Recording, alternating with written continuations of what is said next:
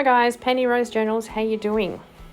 Well, here we are back in my kitchen, and this is a pile of scrap tissue and napkin and stuff.